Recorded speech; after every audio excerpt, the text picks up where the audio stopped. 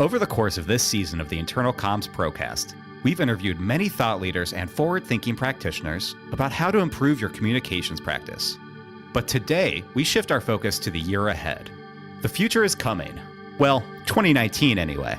We don't yet have flying cars or whole house cleaning robots, but the role and scope of internal communications is changing rapidly. How employees consume, retain, and share information is shifting, and some of the tried and true methods, tactics, and tools aren't going to work anymore. We have 10 totally different takes on what the future of internal communications looks like, with real tips on how you can get prepared. You ready? Let's go to the future on this episode of the Internal Comms Procast.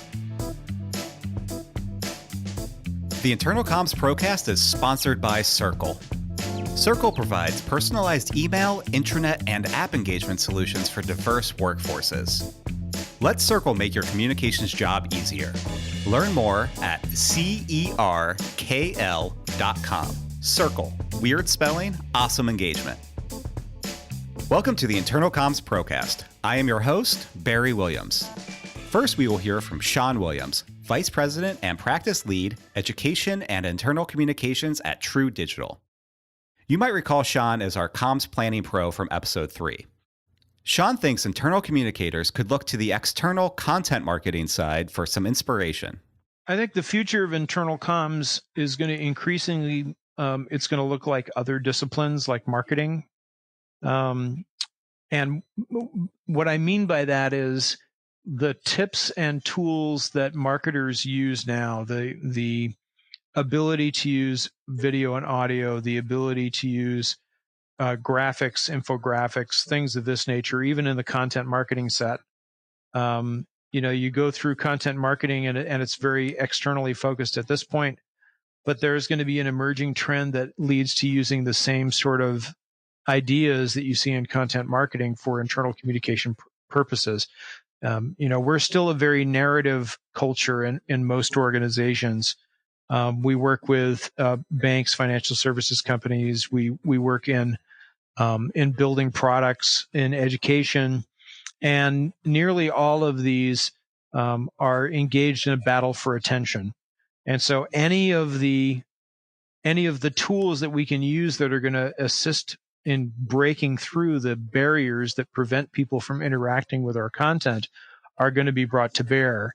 Shaun encourages internal communicators to begin thinking about how they can use AI-powered voice technology to better communicate.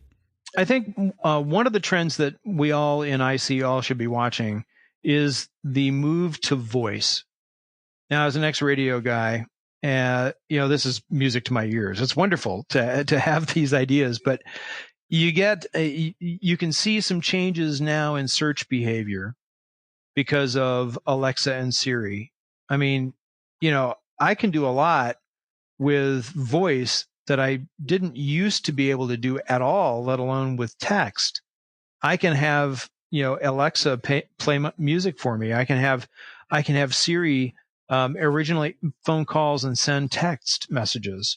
I can do all these things using my voice. And in internal comms, we're going to get to the point where we're going to be behind the market, yet again, if we don't get our hands around this concept of voice.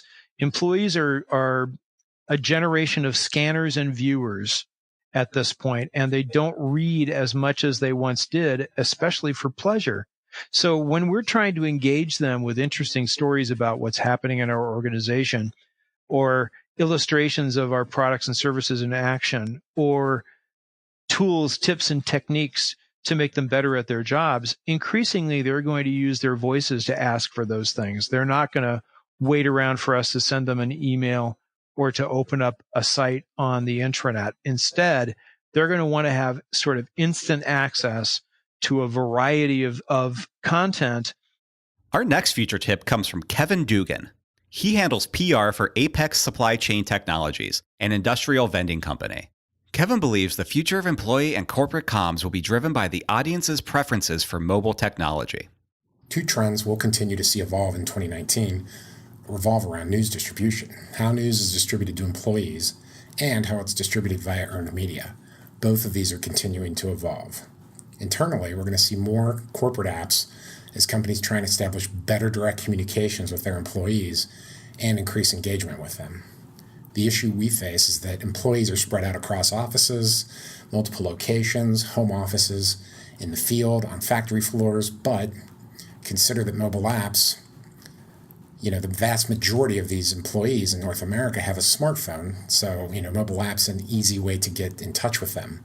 As we continue to evolve well beyond the internet and email with our employee communications, we're moving from a more shallow and broad online broadcast approach to more of a focused and deeper online connection approach. This in turn is helping the evolution of thought leadership as it expands beyond specific experts to broader employee advocacy. In fact, the best apps also allow employees to share some of this news as warranted. Shifting gears to external, consider news outlets like Newsy and Cheddar. They're going to continue to pop up. These are news outlets for cord-cutting consumers delivered in a fashion they prefer, a short video. We'll see more news outlets like Newsy and Cheddar tapped by on-demand platforms like Netflix, Amazon, and Hulu in a bid to provide news to their viewers. In fact, consider this, distribution networks like Amazon and Netflix had an audience and they were making money before they began creating their own content for these audiences. And I think news is sure to follow the original content eventually. Again, Cheddar, reinforces this, and so does Newsy. Consider also the rising popularity in gaming platforms like Twitch and games like Fortnite. I think we'll eventually see content leveraged against these networks also. News could follow here too. Fortnite, it has audience and it is making money, and its developers just opened up the platform for others to use and to build on. So, they could eventually easily begin to stream, content like Twitch or their own content for that matter. It's a free game. It can have 100 players at a time across any number of devices, so it's not going anywhere soon. They're making more than $1 billion with a B from optional in-game purchases. The Future is Social for Episode 2 guest, Joe Dodds. Joe thinks we have a long way to go on full social media adoption at all levels of the organization. I started working back with corporates in 2012, having had a social media background, thinking everyone was ready for that, and I still think we're a long way from implementing successfully the whole digital and social opportunity. There's a lot of focus on it, but I think there's a long way to go still. So yeah, definitely still in the future. But also I think employee voice, and that's the bit about, upwards, sideways, as you say, cross-function, networked sort of conversation as much as top down. And interestingly, when social media was first sort of on the scene, people said, employ a young person, they're really good at social media. And I used to say, well, that's fine, but they also need to understand business, because it's not just about being able to tweet or whatever, it's about being able to tweet appropriately. As organizations experiment with structure and reporting changes, Joe encourages future-minded communicators to take up the charge of helping workers understand the new world. And I met somebody yesterday, a young girl who's only been in the workforce 2 or 3 years, and she's working in a startup, which is very much matrix from what she was telling me, and she completely didn't get it. She's feeling really uncomfortable. She was talking hierarchy and that there isn't one, and she doesn't understand how that quite works and everything else. And it just struck me as a similar thing, which is that the business world is changing, the structure of organizations is changing, and we can't assume that everybody is comfortable with that. So when we are talking about upwards, sidewards, and downwards communication, that isn't what people have been used to, even at the more junior, younger levels. So it's about how do we facilitate that and enable everybody to feel comfortable in doing that, because we just we can't just assume that everybody will understand how to do that and feel comfortable with that. So it's not just about the leaders not disseminating stuff and not being very good at listening. It's is educating everyone in all areas of the organization, in all directions, if you like. Next, we are going to hear from Patti Salcido Morton, Senior Global Internal Communication Program Manager for Driscoll's Berries. Patti and her organization have implemented some very innovative tactics to engage their mobile workforce. Spoiler alert, you will hear more about that in Episode 8. Patti envisions a future where organizations could have micro comms departments operating out of easy-to-use, accessible channels to tell real employee stories. I think that we will be relying more on social media. Like I said, employee stories are continue to become more powerful.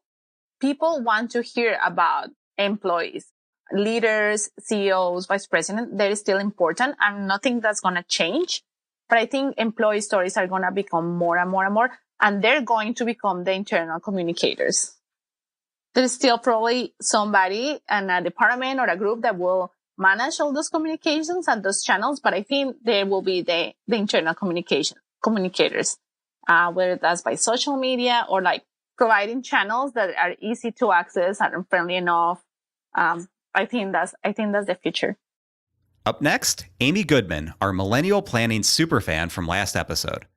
Amy believes the preference of the generations operating in the workforce will lead to a call for more clear communications.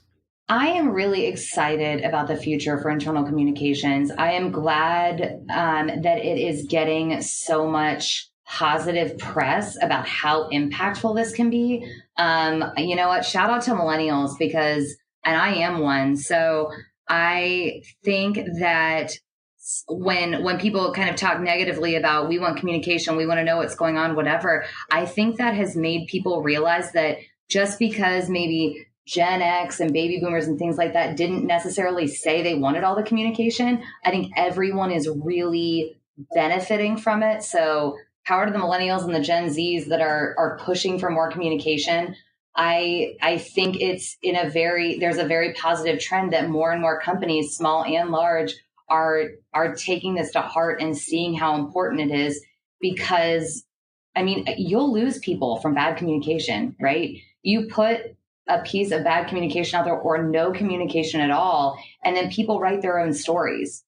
And when they write their own stories, they make up all of their own history. And I think it just so many times when someone leaves or think their boss or their coworker or a subordinate or whatever did something wrong, it's because you've made up a story in your mind about what the meaning was behind those words in that email or that text or when they said it, when they weren't meaning it like that at all. So I think just having really clear communication internally will clear up a lot of those things, and I think keep more employees more engaged long term. Coming up on the Internal Comms Procast, 5 more looks into the future and how internal communications can be elevated, energized, and improved. People need to not just be passively engaging with your content, be it in digital platforms, be it even passively sitting as an audience member. People want to be active in how they engage with media on all levels.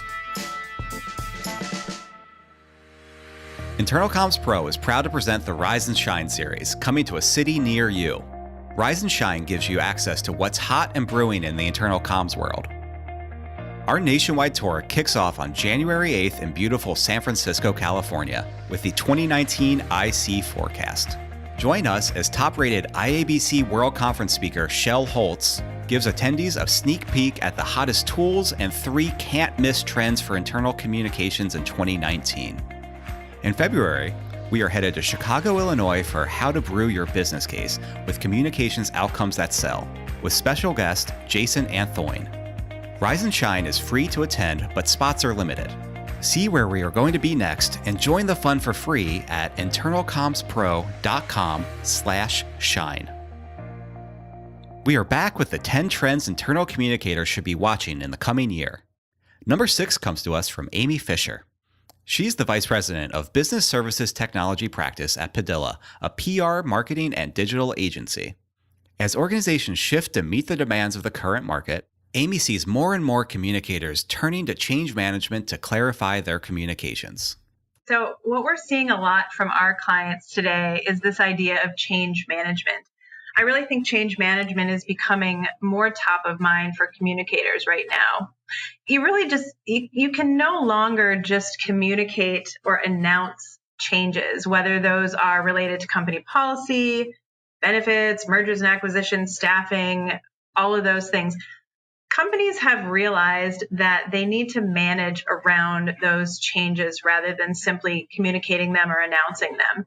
So putting context around those changes, helping employees understand why a change has been made, these are really critical steps for maintaining transparency and also improving employee engagement. If you want your employees to be really engaged in your brand, you have to talk with them instead of talking at them. It's really important that these employees embrace change. It gives people a sense of control. It implies inclusivity. And it really allows for a positive discussion around whatever those changes might be. Number 7 comes to us from Paula Capillari. You might remember Paula from our last episode on creating a comms plan. Paula thinks the future should be tied to goals that can be measured. Internal comms professionals are going to have to continue to prove the worth of their work in concrete terms like sales, operating income, ROI, and other financial metrics. Increasing employee engagement is no longer a valid reason for comms plans. I think the question really has become, how are internal comm programs engaging an entire workforce to boost sales and financial productivity at your company? Like in our company, we say that the purpose of marketing and communications is to accelerate sales. Boom. Right there, we've said the purpose of everything that we do in one sentence. So by working with leadership and other functional departments across the organization, IC professionals need to ensure that their communications programs are targeted and meeting the various objectives of everybody in the company. For number 8, we turn to Tanya Hurst, Internal Communications Manager for TriHealth. You'll be hearing more from Tanya next episode. Tanya predicts that the internal comms team is thinking of becoming more of a strategic partner for leadership, rather than a megaphone for any message. But I think we're going to start to see better results when internal communications teams are aligned as more strategic partners with their senior leadership teams, deciding together what they're going to communicate and when they're going to communicate it. We'll never be able to really measure the impact, but I think that we can get much better at communicating what people need to hear and information that's relevant to them and at the right time when they need to hear it. So many times internal comms is treated as just like a megaphone. We have a message, we're going to shout it out to every single person here. But we know in our organization that our audiences are just as diverse as each individual person themselves. So we're looking for ways to communicate to the individual person. And we're not there yet, but we just implement a process that cascades communication across our organization, starting at the very top with our VPs, and allows each level to customize the message to communicate to their direct reports. So we're getting closer to that individual communication, but I still think we have a long way to go. Tarek Camille is CEO of Circle, a company that uses artificial intelligence to increase audience engagement for organizations of all sizes. Circle is also the sponsor of this podcast. Tarek believes that the future of internal comms is about delivering Netflix-level personalization to employees. When I think about the future of internal communication, that future, in my mind, resembles what consumers are experiencing today.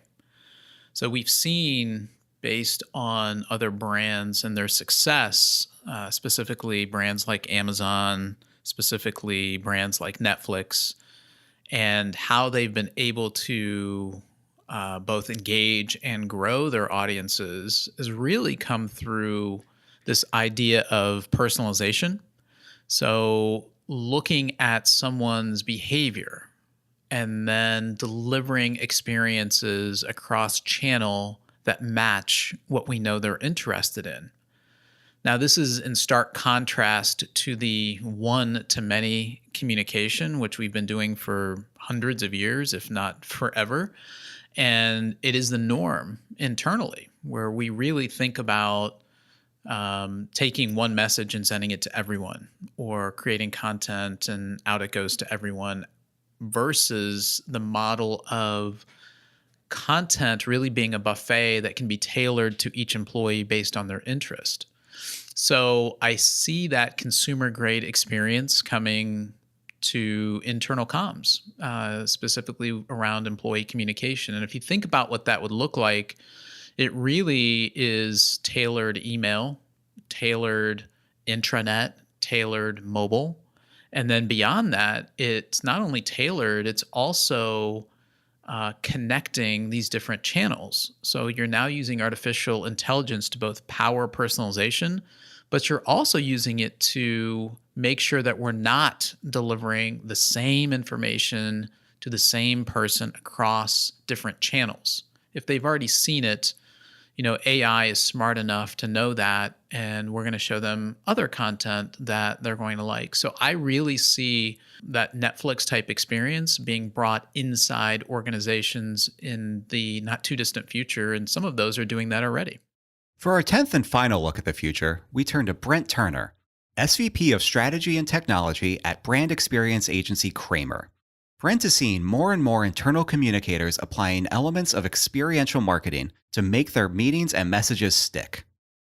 The biggest trend we see in internal communications overall, at the top of the headline, is the influence of experiential marketing coming into internal communications. People need to not just be passively engaging with your content, be it in digital platforms, be it even passively sitting as an audience member. People want to be active in how they engage with media on all levels. First, we had a Fortune 500 insurance company that we work with. They're in the B2B space themselves, and they had a large internal leadership meeting with key executives across the business. We brought in the tenets of festivalization to this meeting. We took a venue that wasn't just a classic ballroom with stage, and we said, if we have B2B Fortune 500 executives, is it really the best use of their time to have them all sitting for a 3-day event and listening passively? No. So by festivalization, what did we do? We brought in innovation experiences. We removed chairs from ballrooms so that people had to stand up and connect with others. We brought in corporate social responsibility activities and put them in unexpected places in the agenda, so people were having to keep varying their level of active engagement and active learning. Active engagement, active networking. There were times for passive consumption of key messages and strategies the business needed to go forward. But overall, in this one major meeting, the whole focus by bringing in experiential activities and experiential trends like this idea of festivalization, we took an internal communication-oriented meeting and event, and we made it very active. And that was for one big insurance company pushing the bounds. In another case, on the healthcare front, one of our clients is a global healthcare company, and in their case, they wanted to roll out a major new initiative internally. What do we do there? In this case, we use food. And the same way that you may have street teams distributing food-centric activations where they're either handing out sampling or, in this case, a donut wall, or food that you had to engage with in order to get. So ideas there, donut walls being one of them. We've done another program where we used artificial intelligence and IBM's Chef Watson, which is a platform that IBM's created where any ingredients you put into it, it will create a dish or a meal from. We will do things like, hey, let's ask you a few questions about yourself. And here, I'm going to go off and make you some food or drink that is relevant to your preferences that you maybe and probably never had before. So why did we use food like that versus, say, a food truck? Because to point number one, we were able to make the experience more active. We were able not to just draw people to a cafeteria with your box of coffee and your donuts, but we were able to use food as something that you wanted to get involved with. And once we had you at a point where you wanted to get involved with, say, the first thing in, the first draw in, which was food, we were able to extend and draw your involvement into the messaging overall. So that was a second point. And then third, the role of content and distributing from peer to peer, learning, key messages, etc., continues to be all the rage. So how can we bring people together, especially if you're doing a live event where you'll have a mix of high performers and executives in one spot where they may not normally be together? Could you build a podcasting booth? Maybe the podcasting booth and everybody together isn't quite right, but you have remote workers. Say a conversation like this where two people are in different locations.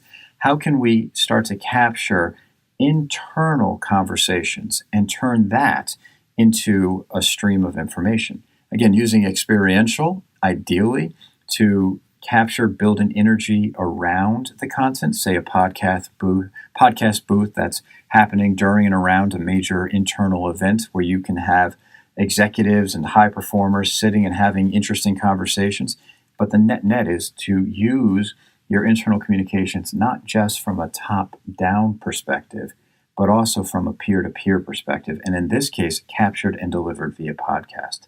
So those are high-level, fast-moving, but there are three trends, if we sort of wrap it up here. The high level is the tenets of experiential, which really means how do we make communications active and maybe even a bit unexpected. And in example number one, we were talking about turning a classic leadership meeting and transforming a space and an agenda to bring in both that unexpected and many hands-on in the content activities as possible. And example number two, even on a smaller scale, when you need to launch an initiative internally, the tried and true bring people together with a food truck or even donuts and coffee are always important, but what if that food itself became more experiential and even playful, this idea of playification? And then the third, if you are being experiential and you are driving that energy, you have people all together who may not normally be together, who could and will drive conversation. You need to capture that conversation if you can. And when you can, turn it into, say, a podcast like this, so that information, those unexpected conversations, those collisions and connections that people are making with something like a podcast for internal communications, it's all the rage for our clients, and it is very impactful. Nothing better than to hear, not just from the executives top down, but from your peers, what they're working on and how they're driving the business and the culture of the business forward. We hope you enjoyed our look into the future. If you have an idea for an episode or a guest, drop us a line at internalcommspro.com/pitch. Next time on the Internal Comms Procast, we're talking annual reports. We talk to annual report superstar Tanya Hurst about how she gets her healthcare system's annual report done in just a few days. She shares what saves her team time and what doesn't. For us, starting early is a waste of time. I know that sounds like non-conventional wisdom. We do collect the pieces, but the story and the theme of the report comes together depending on where we're at in the culture and the mood of the organization at the time.